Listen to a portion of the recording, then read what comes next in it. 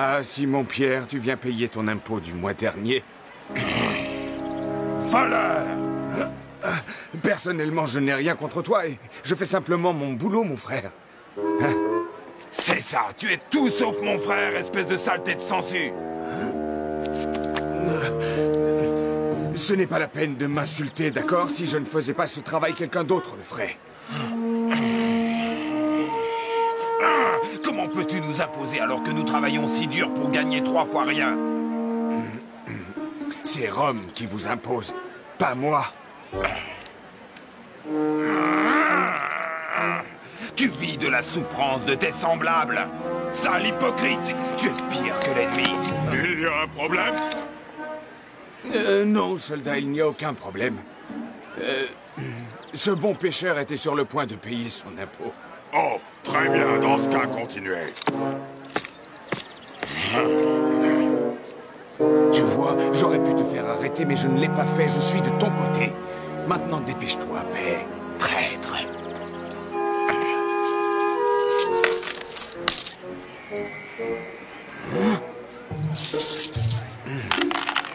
Préparez le chemin du Seigneur. Le règne des cieux s'est approché. Cet homme, c'était Jean le Baptiste. Il vivait dans le désert et se nourrissait de sauterelles et de miel sauvage. Il venait apporter au peuple le message qu'il voulait désespérément entendre. Le Messie arrivait. Je vous le dis, le Fils du Seigneur est en chemin. Alors chassez vos péchés et venez vous faire baptiser.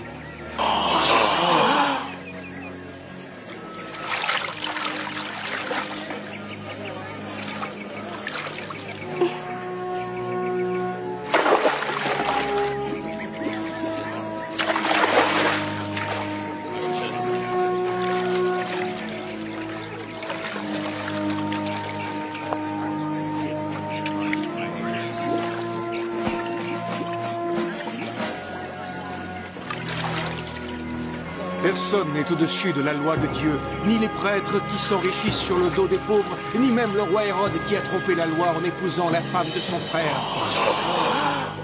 Comment ose-t-il? Il ne mâche pas ses mots. Les prêtres volent les pauvres. Il n'a pas peur de dire ce qu'il pense du roi. Cet homme a beaucoup de courage.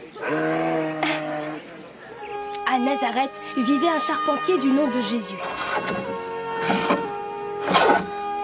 Ton cousin Jean le Baptiste prépare le chemin pour toi au bord du Jourdain. Les gens sont à l'écoute, ils t'attendent.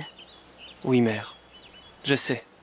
Je ne veux pas te voir partir, mais je sais au fond de moi qu'il est temps pour toi de poser tous tes outils et de te consacrer à Dieu. Tu vas me manquer, mon fils.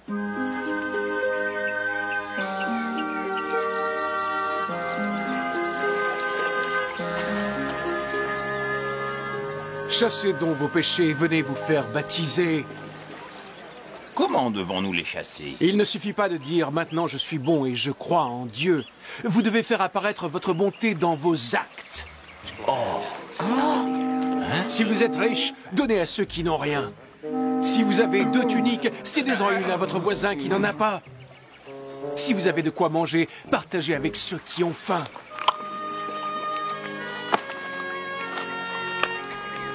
Maître, nous sommes collecteurs d'impôts, que nous faut-il faire? N'exigez rien de plus que ce qui vous a été fixé. Et pour nous?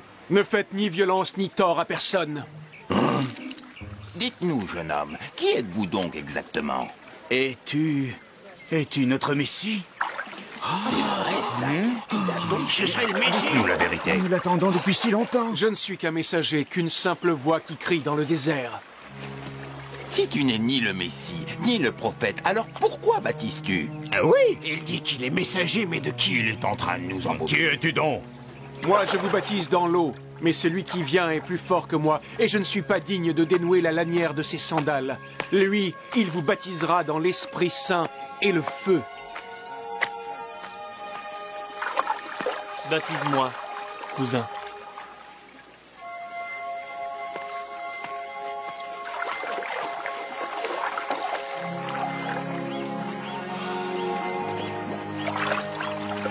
Oh non, c'est moi qui ai besoin d'être baptisé, pas toi. C'est à moi de venir vers toi. Laisse faire maintenant. C'est ainsi qu'il nous convient d'accomplir toute justice.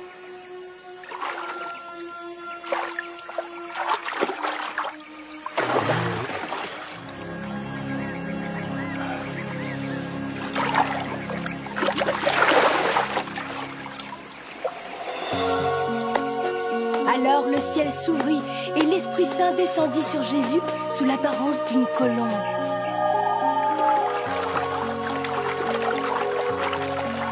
Et des cieux vint une voix qui disait « Celui-ci est mon fils bien-aimé, celui qu'il m'a plu de choisir. » Ceux qui assistèrent à cette scène savaient qu'ils avaient vu quelque chose de merveilleux. Il est là!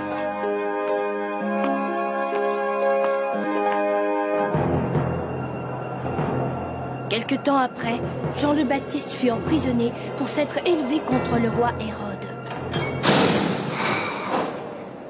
Ensuite, Jésus vint à Capharnaüm, une petite ville de Galilée. Les gens s'étaient tous rassemblés et ils étaient impatients de l'entendre parler.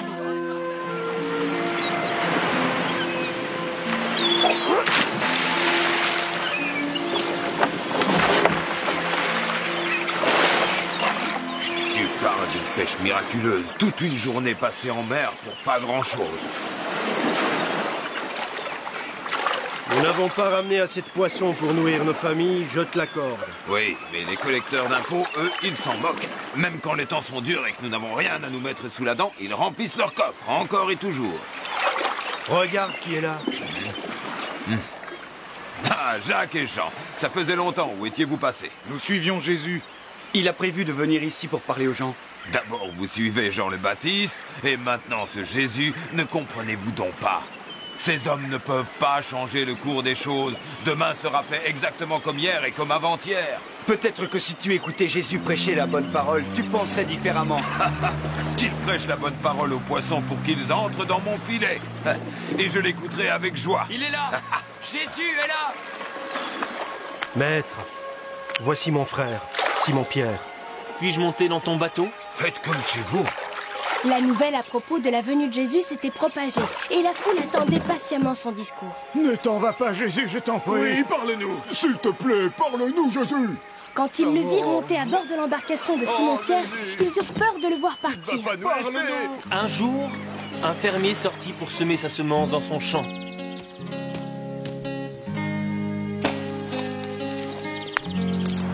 Comme il le semait, des graines sont tombées au bord du chemin. Les oiseaux sont arrivés et ces graines ont rapidement été englouties. Une autre volée de graines est tombée sur la pierre où il n'y avait pas beaucoup de terre.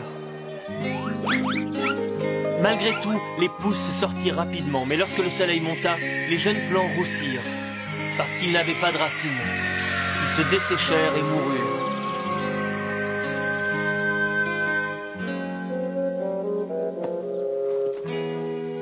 Mais une autre série de graines tomba dans la bonne terre, et ces graines-là produisirent une récolte fructueuse. Voici ce que signifie ma parabole. L'homme qui plante les graines diffuse la parole de Dieu. Les graines ne retiennent pas ceux qui sont au bord du chemin. Ils passent, entendent le message et l'oublient rapidement.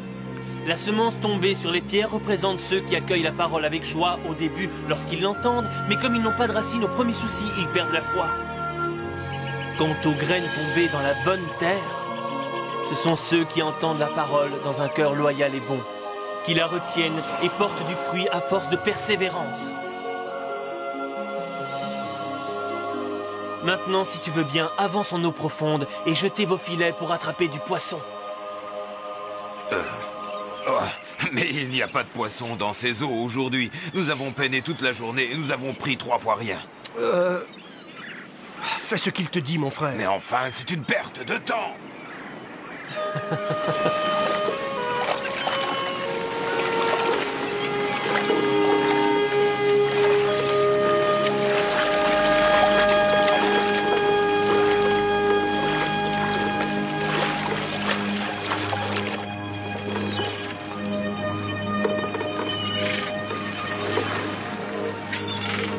Comme je le disais, nous perdons notre temps.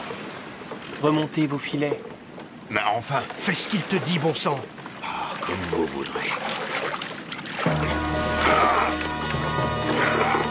Toi, Jacques, Jean, aidez-nous.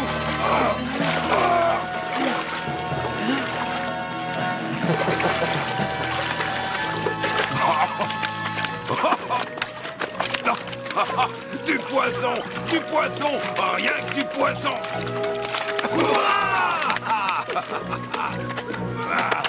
Regardez-moi ça! On n'en a jamais pris autant qu'aujourd'hui. Nous avons plus de poissons que le bateau ne peut en contenir.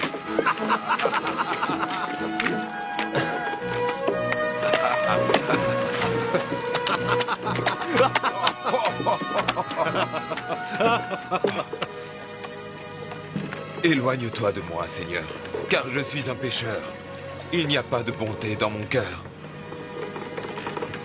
Je ne suis pas digne de toi. Sois sans crainte, Simon-Pierre. Rejoins-moi et viens capturer des hommes au lieu de poissons.